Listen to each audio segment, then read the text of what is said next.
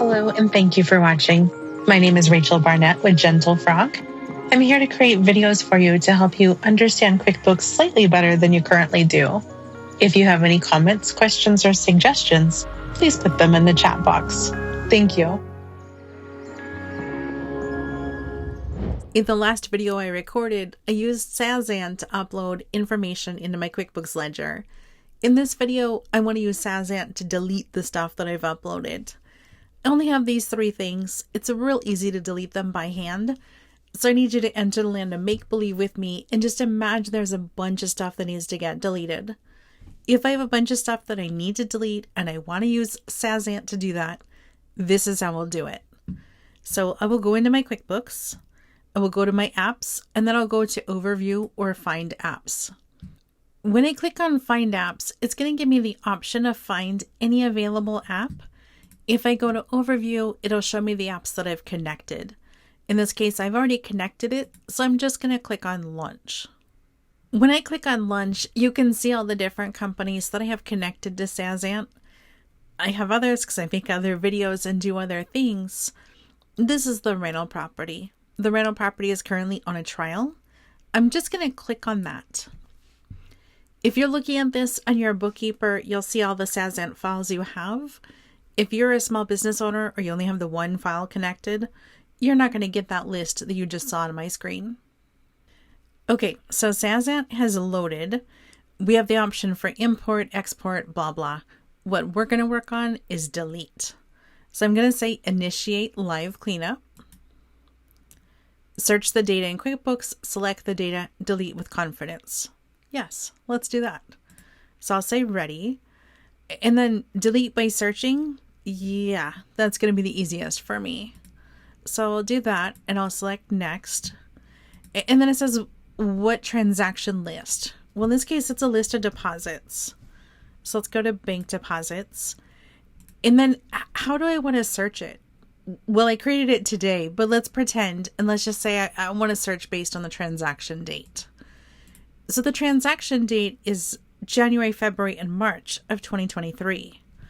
So let me type in 1/1/23, and then I will say I want to stop. Well, that didn't work. Oh, I have to start with the date. It still would have been the same.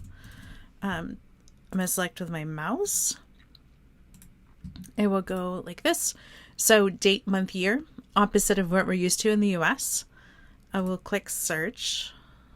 SaasAnt found 3 entries, and so it's presenting the 3 entries to me, giving me a chance to look at them and say, yep, those are the ones that I want to delete. They are. I know they are because I just added them. These are the dates. These are the accounts. The 100 on the right, those are the amounts. I'm going to select delete on the right-hand side of my screen. You're about to delete 3 transactions. I will say OK. So we just hang tight. In my example, there's 3. It would have been way faster to delete them one at a time. But if you're doing a cleanup, if you have a situation where you have to delete 100 or 1,000 transactions, thought you might like to see this. So let's go back into QuickBooks. Just go to bank transactions. So nothing good here. I'll click on chart of accounts. I'll do view register on my checking account. And the checking account has nothing in it. That's perfect. That's what I wanted. When I click on this search for historical, there's nothing historical. Let me take you one more spot before I close this out. I'm going to go to the reports. I can't search. Okay, let's try this search. If I look for audit, okay, I can look for audit log this way. I should see today that I added 3 things and then I deleted 3 things. So here, completed deposits, delete deposits. So the fact that I did it totally in QuickBooks, the fact that it's not still in QuickBooks, that's because I was able to successfully delete.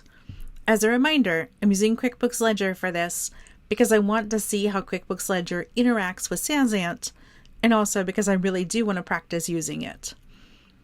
I hope this video has been helpful. If you have any topics you'd like to see me cover, please don't hesitate to let me know. If you're looking to learn QuickBooks, I have courses available for sale on my website. You can book time one-on-one with me.